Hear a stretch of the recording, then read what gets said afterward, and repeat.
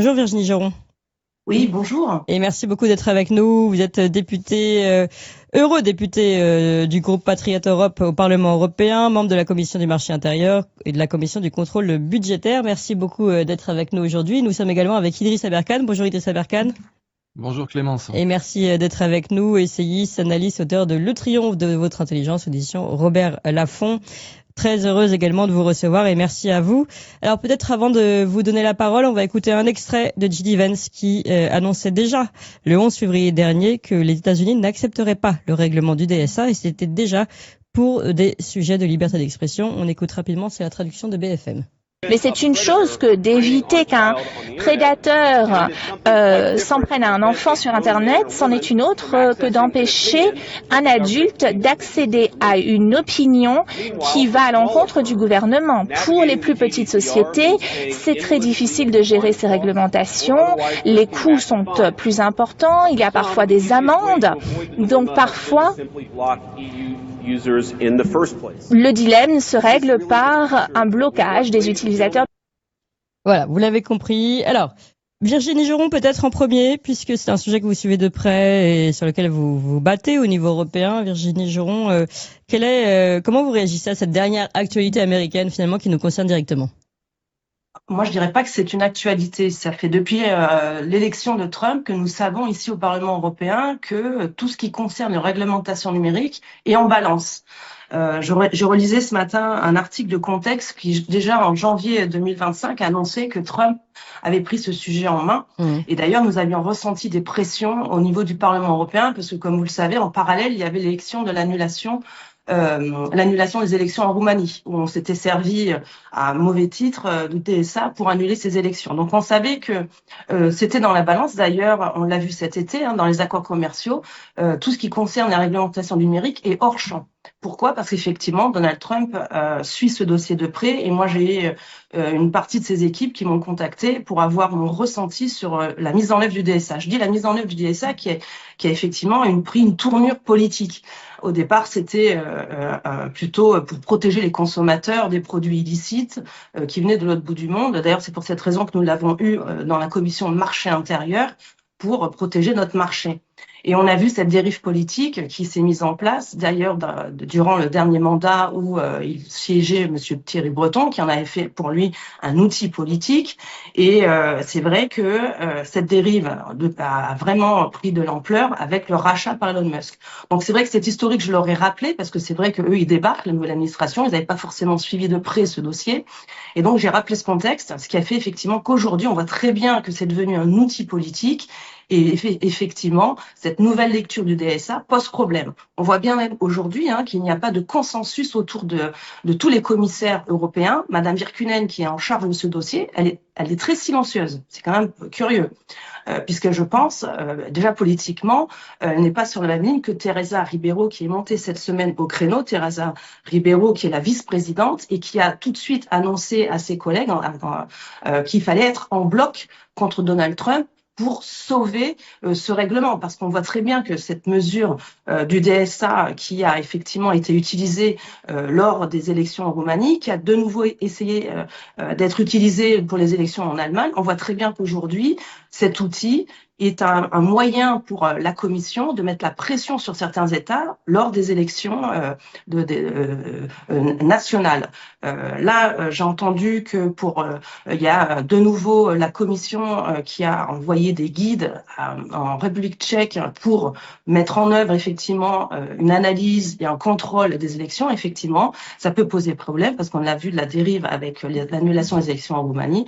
Donc effectivement, vous avez aujourd'hui ce bloc au niveau de la Commission qui n'est pas très clair. Aujourd'hui, c'est Madame Teresa Ribera qui parle au nom des autres commissaires qu'il faut se réagir en bloc. J'attends effectivement le communiqué de Madame Virkkunen ou même de Stéphane Séjourné, qui est notre commissaire français et qui a en charge aussi une partie du numérique. Et à ce stade, nous n'avons rien. Donc, ce qui veut dire qu'effectivement, Donald Trump, il avance, il a raison, parce qu'en même temps, dans l'agenda, il y a aussi un élément important, c'est qu'il y a une révision qui est annoncée pour le mois de novembre de ce règlement. C'était prévu dans les textes, c'est l'article 91 qui prévoit que la Commission doit évaluer depuis la mise en œuvre de ce DSA, depuis 2022, tous les mécanismes qu'ils ont mis en œuvre pour savoir ce qui va pas, et notamment au regard de la liberté d'expression. Donc nous attendons le rapport de la commission. Normalement, la commission aurait dû,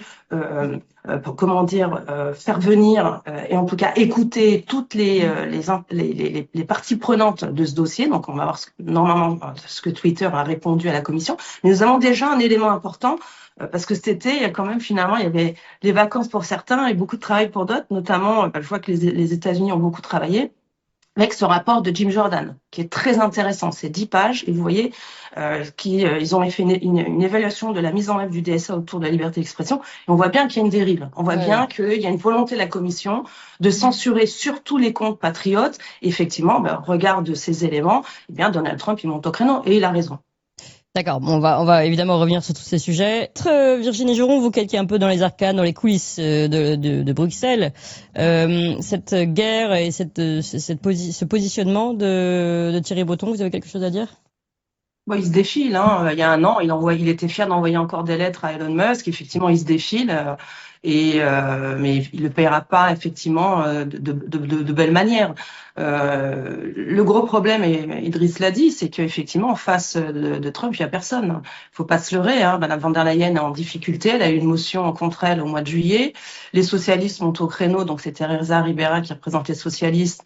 Ils essayent de défendre un petit peu un bout du DSA parce qu'évidemment, on l'a compris, hein, pour eux, maintenant, c'est utilisé pour lutter contre les attaques sur la démocratie. On voit bien qu'en fait, c'est pour contrôler les urnes. Moi, j'accueille avec beaucoup comment dire aussi, sans être naïve, hein, évidemment, ils défendent les intérêts, les Américains. On n'a pas parlé de l'aspect économique, effectivement, il y a un autre règlement, le DMA, où c'est aussi pour lutter contre le monopole de certaines plateformes du numérique qui, effectivement, ont beaucoup d'ampleur. Mais j'ai envie de dire, aujourd'hui, malheureusement, on doit travailler avec les USA et la Chine, parce que l'Union européenne a raté le tournant au niveau du numérique. Et puis, on le voit bien dans les règlements, et même la Commission a quand même laissé des réglementations en faveur des États-Unis. Je pense à la taxe sur les services. Il n'y a pas encore d'uniformité sur la taxe sur les services au niveau européen. Et ça, pour l'instant, Donald Trump a gagné. Il y a aussi la volonté aussi de payer les réseaux de télécommunications. Là aussi, c'est pas du tout dans les accords. Donc, sur le plan économique, là, nous sommes aussi plutôt dans une position faible. Mais aujourd'hui, ce qui est le plus important, on le sait, c'est la lutte pour la démocratie, c'est la lutte pour notre liberté d'expression. Et c'est vrai que le fait de mettre en avant pour eux le premier amendement des États-Unis pour lutter contre cette dérive politique, hein, donc on n'a plus d'économique, qui est présente, hein, qui est factuelle. Dans le dernier rapport de Jim Jordan, il a pris 3-4 exemples, je les ai vus. C'est en Pologne, effectivement, où on demande aux plateformes du numérique d'enlever des assertions sur le Green Deal, tout ce qui est écologiste. Et donc du coup, ça va trop loin. Un autre exemple aussi dans ce rapport, c'est que, et ça c'était leur inquiétude, ils m'avaient interrogé sur l'extraterritorialité de la mise en œuvre de ce règlement. On dirait, non, c'est un règlement européen qui s'applique notamment aux 27 États membres. Et eux, avec quelques exemples, ils ont bien vu qu'il y avait une autre lecture. C'est-à-dire que là, ils ont pris un exemple comme quoi des autorités françaises avaient demandé à Twitter de supprimer des posts de personnes qui étaient basées aux États-Unis. Donc, pour eux, c'est une crainte, effectivement, parce que le premier amendement des USA, ils l'ont pas inventé, ça fait depuis 1191 qu'il existe. Donc, ils le mettent en œuvre. Effectivement, il y a une dérive de la lecture de ce DSA, et nous aussi, on le voit bien, c'est aussi pour nous protéger. Donc, moi, je l'accueille avec, je dis sans être naïve, mais avec beaucoup comment dire, de manière positive, pour pouvoir effectivement, d'ailleurs c'est depuis le début que j'ai repris ce dossier avec ce nouveau mandat, pour ne pas qu'il y ait cette dérive de lecture de DSA qui en fait nuit à nos électeurs, nuit à certains partis, qu'on le veuille ou pas, ça fait partie de la démocratie. Oui, et alors ce qui est intéressant, c'est qu'évidemment, nous on le voit, et particulièrement en France, ce contrôle des réseaux au nom d'une lutte contre que ce soit les réseaux pédocriminels ou maintenant les ingérences étrangères, c'est le nouveau truc. Finalement, évidemment, on l'a compris, est réutilisé, en tout cas peut être utilisé pour des fins politiques. On le voit avec le Conseil de défense qu'appelle Emmanuel Macron, de lutte contre les ingérences étrangères et donc de meilleur contrôle des réseaux. Et on le voit avec Chat Control qui va arriver en octobre aussi. Donc là, moi, ce qui m'intéresse aussi, c'est de savoir, alors qu'on voyait plutôt l'étau se refermer contre nous, et on se disait comment les derniers médias libres vont pouvoir s'exprimer. Est-ce qu'on peut y voir véritablement une vague sur laquelle surfer, ne jamais, en effet, on l'a déjà rappelé, se dire les Américains sont nos sauveurs et allons direct droit dans leurs objectifs. Non, il faut rester pragmatique. Les Américains ont des objectifs qui sont commerciaux, même peut-être politiques, je ne sais pas, mais à quel point et est-ce que leur politique sert à d'autres autre question. En tout cas, on voit que là, on a une confusion d'intérêts à un moment donné. Alors c'est vrai que sur le chat contrôle, on reçoit tous les jours des emails de personnes qui nous alertent sur ce sujet. C'est un sujet qui est dans les tiroirs et qui sera débattu au sein du Conseil. C'est pas encore au sein du Parlement européen. Donc c'est vrai que c'est une bonne action. C'est bien d'en parler parce qu'encore une fois, ce sont des sujets qui sont souvent mis sous silence et pour cause parce que ça touche nos libertés. Et effectivement, je suis d'accord avec l'analyse d'Idriss, c'est-à-dire que oui, c'est encore un cheval de Troie. Nous l'avons vu avec le DSA. Et évidemment, sous couvert de lutter contre la pédopornographie, effectivement, derrière, c'est encore une fois pour nous contrôler. Donc, peut-être un point, parce que beaucoup m'interrogent, vous avez déjà éclairé sur ce point la dernière fois, donc je vais pas vous réinterviewer à chaque fois sur le sujet, mais si vous pouvez nous expliquer pourquoi vous et les autres patriotes, donc du RN, avez voté à ce moment-là. Ouais. Ouais. Alors nous sommes le seul groupe à avoir voté l'abstention. Tous les autres, faut être clair aussi, ont voté pour. Pourquoi nous avons voté contre le DSA, abstention sur le DSA? Parce qu'encore une fois, l'objectif initial de ce règlement, c'était de nous protéger contre les produits illicites, contre la contrefaçon, contre effectivement le même sujet, lutter contre les propos en ligne et notamment lutter contre la pédopornographie. Et c'était bien avant le rachat d'Elon Musk. Donc effectivement, et c'était pour aussi contrôler les GAFAM qui manquaient de transparence au niveau de la publicité en ligne pour les mineurs. Donc il y avait dans ce texte, il y avait quand même des choses positives. Et comme je l'ai dit, au fur et à mesure de du rachat de Twitter, c'est là que Thierry Breton est monté au créneau et c'est là que tout le monde, finalement, a découvert le DSA. Avant, personne n'en avait parlé. On l'a découvert, vous l'avez découvert ce DSA parce que Thierry Breton en a parlé et il en a fait un outil politique et ce n'était pas dans le texte.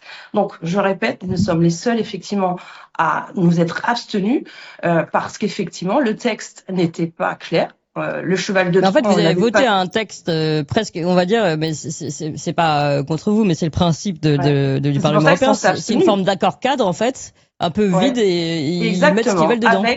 Avec des mots comme les processus électoraux, c'est l'article 34C du DSA, c'était contrôle du processus électoral. On ne savait pas que derrière, il y allait avoir 50 pages. C'est d'ailleurs pourquoi aujourd'hui, personne ne parle du DSA. Je veux dire, vous m'interrogez moi parce que d'autres députés n'en parlent pas, parce qu'ils ne veulent pas remonter au créneau. Pourquoi? Parce qu'ils ont voté parce qu'ils ont voté pour ce dossier, tous. Nous sommes abstenus parce que nous avons regardé de plus près ce qu'il y a dans le texte. Il y avait des choses qui étaient intéressantes et d'autres beaucoup moins. Donc, c'est toujours pareil. Dans le doute, on s'abstient. Et donc, c'est ce que nous avons fait. Et aujourd'hui... Oui, mais vous auriez pu voter contre. Oui, mais de toute façon, ça n'a rien changé parce que malheureusement, encore une fois, tout le monde a voté pour. Nous étions en minorité. On s'est abstenu et heureusement qu'on s'est abstenu sur le dossier parce que c'était, il y avait ces éléments qui posaient question et on avait raison de s'abstenir parce que effectivement, on voit bien aujourd'hui ces dérives sur ce sujet. Aujourd'hui, ce dossier, comme je vous ai dit, il est encore sur la table puisque l'article 91 qui permet à la Commission de faire un rapport d'évaluation pour voir la mise en œuvre de ce dossier. Et là, nous sommes derrière. Moi, je suis dans ce groupe de travail. Encore une fois, il y a les autres députés français. Ils sont où pour faire entendre une autre voix? Je suis seule, tant pis, et tant mieux peut-être pour moi, mais en tout cas, sur ce dossier, l'article 91, on va avoir donc un rapport au mois de novembre, et donc tous ces éléments, le rapport américain que Jim Jordan a mis en œuvre, là aujourd'hui cette convocation de Thierry Breton, tout ça, ça va normalement être retranscrit par la Commission, et parce que c'est effectivement le sujet de la liberté d'expression est normalement pris dans cette évaluation. Donc 2025, première évaluation de la Commission, et 2027, il y aura une seconde évaluation avec la Commission et tous les autres partenaires de ce dossier. Et là, il y aura peut-être une proposition de la Commission pour rectifier le tir. Donc, on a oui, mais là, on n'y encore... croit pas du tout, là. On est d'accord, Virginie Geron. Ah non, alors moi je suis un peu plus optimiste parce que ce dossier. Ah oui, mais parce que il n'y a pas de bloc autour de ce dossier. Ouais. La Commission n'est pas soutenue. Dans le sens où je vous ai dit, Madame van der Leyen est en difficulté, Ouais. Virkkunen, elle est aussi en difficulté parce que politiquement, elle est quand même plus sur la ligne Trump que sur la ligne socialiste de Madame Ribera. Donc c'est pour cette raison qu'aujourd'hui, Monsieur Trump est en force sur ce dossier.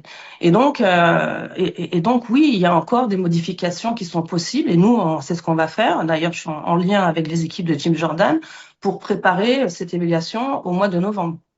D'accord, donc vous travaillez avec les équipes américaines en direct finalement pour cette réponse européenne, c'est quand même très intéressant ça.